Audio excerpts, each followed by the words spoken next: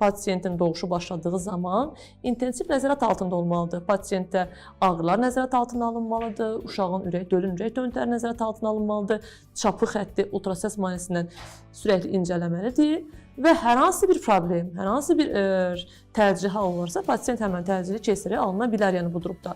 Bu müddət ərzində bəbəyə əlbəttə ki, gölə ya da anaya böyük bir fəsad olmur. Çünki niyə? Biz nəzarət altında edirik. Pasiyent öz başına evdə ya da başqa bir yerdə ağrı çəkmir. Həkimin nəzarəti altında ağrısını çəkir və hər hansı olası bir durumda da keysəriyyə götürülür. Bu cür pasiyent, dediyim kimi, qərar verilmiş, yəni artıq təbii doğuşa izin alınmış pasiyentlərin çoxu da Azərbaycanda təəssüf ki, az icra edilir. Xarici ölkələrdə, özəlliklə Amerika Birləşmiş Ştatlarında bu keysəriyyə sonrası təbii doğum çox icra edilir və çox başarı var. Başarı nə qədərdir? Dediyim kimi, 100 xəstənin 97-si başarı ilə doğumu sonuçlandırır. Sadəcə 3 hamilədə yırtılma riski nedeniyle, problem nedeniyle keysəriyyə alınır. Yəni bu statistikadır. İnşallah ümid edirəm ki, Azərbaycanda da keysəriyyə sonrası təbii doğum artar və keysəriyyədən pasiyentlər daha çox uzaqlaşar.